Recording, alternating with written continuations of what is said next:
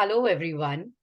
First of all, let me wish you all a very happy Ugadi, Gudi Padwa, and Shubh Navratri, and a very happy Hindu New Year.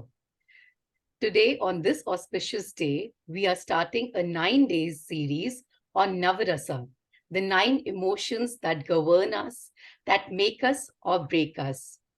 Today's day is dedicated to the emotion of beauty and love.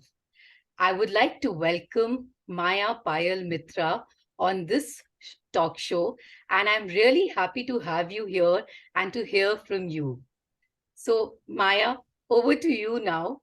Can you please tell me about your journey and what you do? First of all, thank you so much, Megha, for having me today on your show. And happy Ugadi to everybody that's celebrating the new year. Well, talking a little bit about myself, I am a career transition coach. I have had a 15-year successful run in the corporate world where I was a woman in technology. And thereafter, I became a career switcher to having made an unconventional career choice of becoming a certified movement therapy practitioner and a somatic leadership coach. So now I work with senior executives and people in their mid careers who are looking for transitions in their career. It could mean moving on to a different industry or to a leadership role, or it could also mean experiencing and exploring their entrepreneurial journey. That's what I do. Wow, fantastic. So basically, you are helping people to accelerate in their career, in their journey, and face the challenges very nicely. That's really It's great. basically taking them from a confusion to clarity. Wow, confusion to Yes. clarity. Yes, a lot of people would need help on this. And like you know, today is the first day of Navratri, and today we're talking about the Navarasas, the 9 emotions that make us. So today the day is dedicated to love and is dedicated to Shringar, what and beauty. That's what we call in English. So, what are your thoughts about love and beauty? You know, love is an interesting emotion and something which actually has the highest vibration if you look at it from an energetic standpoint. And love to different people could mean different things. And when we talk about love, the first thing that comes to my mind is self-love. Oftentimes we actually think of love as loving somebody else, but it's almost like you cannot pour from an empty cup unless you fill up your own cup with so much of love, care, and nurturance. You cannot be able to give more love into the world. That is what I believe. Wow, that's a very nice thought, and it's a very thought-provoking line. You cannot pour from an empty cup. You know, just like in Isn't it? when we are, in the aeroplane also, they say first you have to put your mask and then help somebody else. So I think that sort Absolutely. of resonates Absolutely. very Yes. nicely. Yes. So, And the today, interesting bit here, Mega, the yeah, interesting bit here, Mega, is that once you've poured out from the cup, it's become empty, then you have to refill the cup once again. So you constantly go back to filling yourself with the self-care, the self-love, and the nurturance that is required to fill your cup so that you can pour it out more for others. Isn't it the beauty?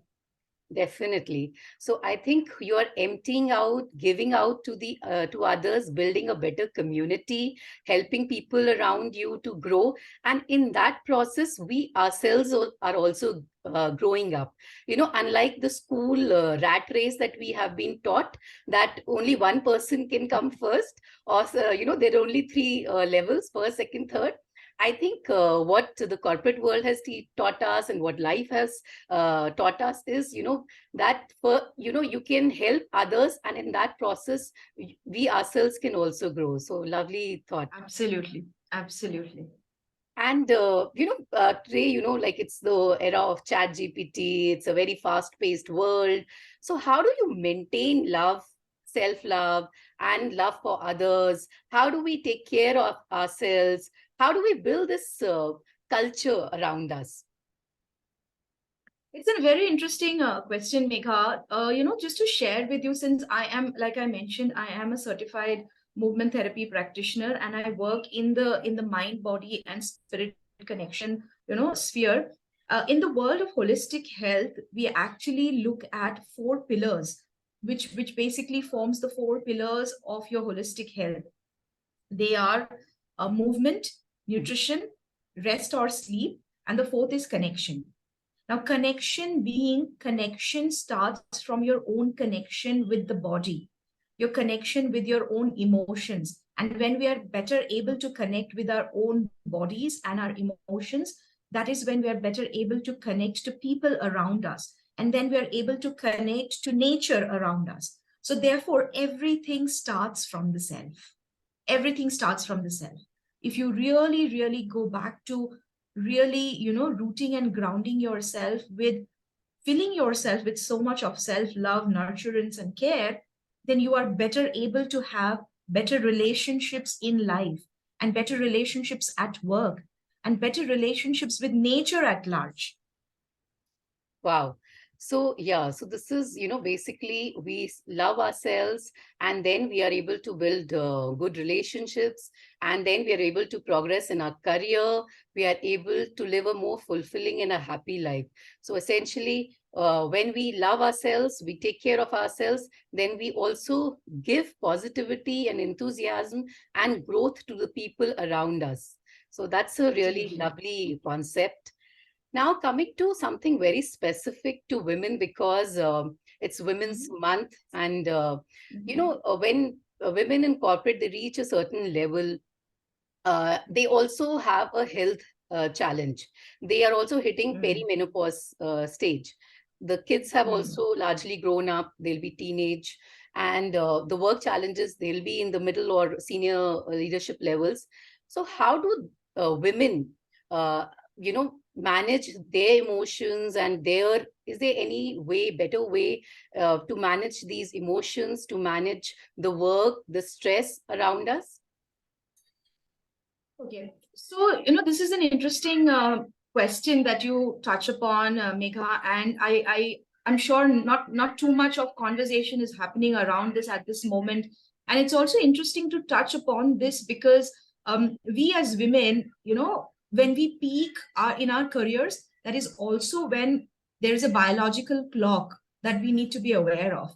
Because, the biological clock of women when they hit their 40s, many of them could actually be reaching their perimenopausal phase, or some of them could also be going through menopause. This is something, it's a biological change.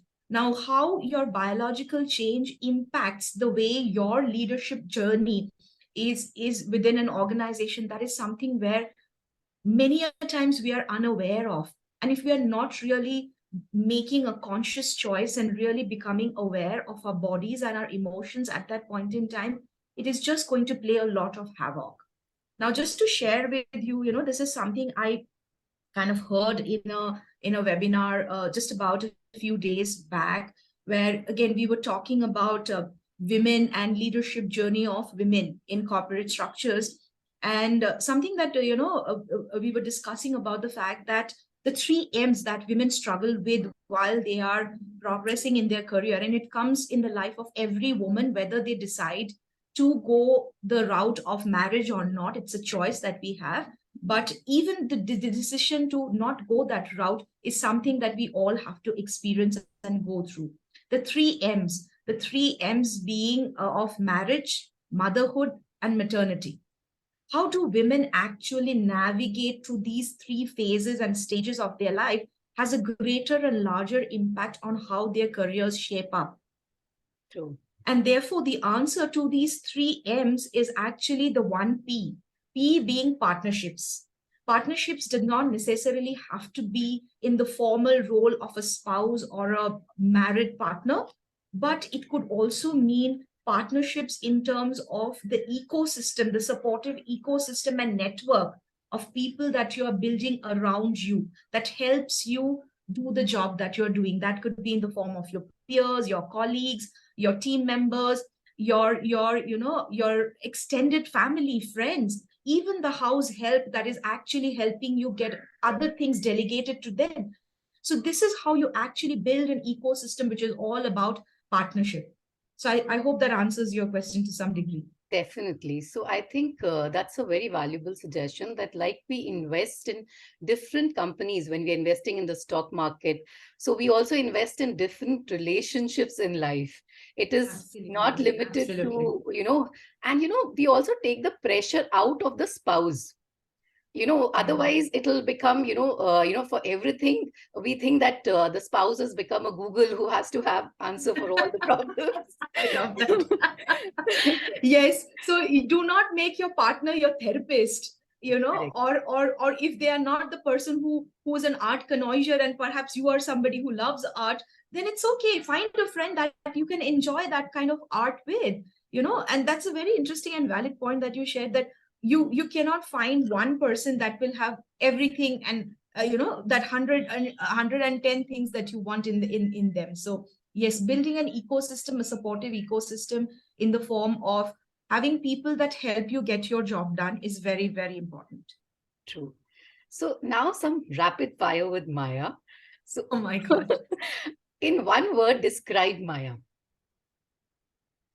Okay, so let me try this. I can't give you one word, but I'm actually going to do an acronym with the word Myah, with the name Myah rather.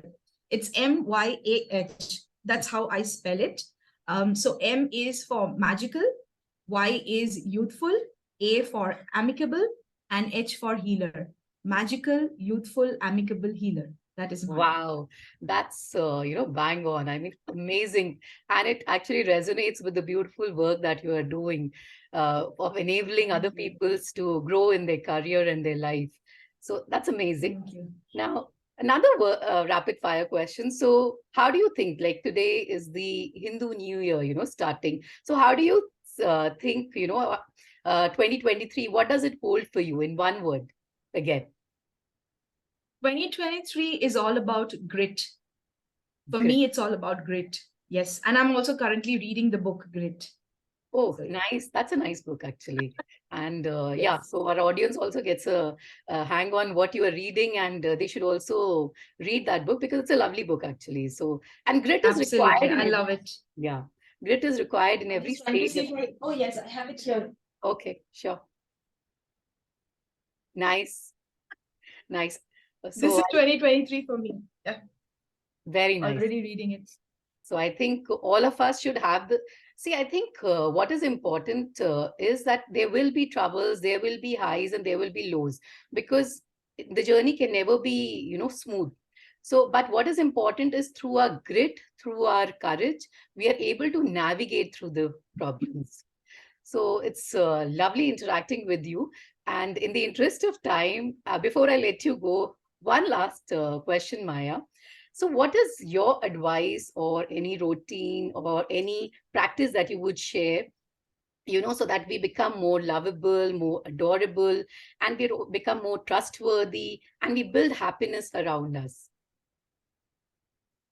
Yeah. So I just want to share this one, one line or one sentence. Um, it's like, if you really want to fly, FLY, first love yourself. If First, you really want to fly, first love yourself. FLY. yes, that's a beautiful liner. I'll also keep it, I'll also write it in my gratitude diary. So if you want to fly, first love yourself. I think, yeah, that's very important, because if we don't love ourselves, and do you think there is a line that has to be drawn between narcissism and self love? Absolutely, absolutely. That's a very, very important question, and perhaps a conversation for a different day, because it's a whole, it's a whole discussion that we could have around narcissism and self-love. That's a fine, boundary and line that one needs to draw, and which is very much, I would say, self-directed. It is very much self-directed, and one who's self-aware possibly will know the difference. Definitely. So I think you brought in a very nice concept, self-aware, being self-aware. Because unless we are aware about ourselves, what we want, our thought process, and since we are discussing emotions today, so we have to be really careful about what we think, how we feel, and only then we can nurture true self-love. and growth and prosperity for people around us. So it's been magical talking to you, Myah. And obviously, I look forward to many more sessions. You're a powerhouse of learnings and, imparting beautiful things, beautiful knowledge to everyone. So thank you very much for being on the show. Thanks a lot. Thanks so much for having me here today. Thank you, Megha. Thank you.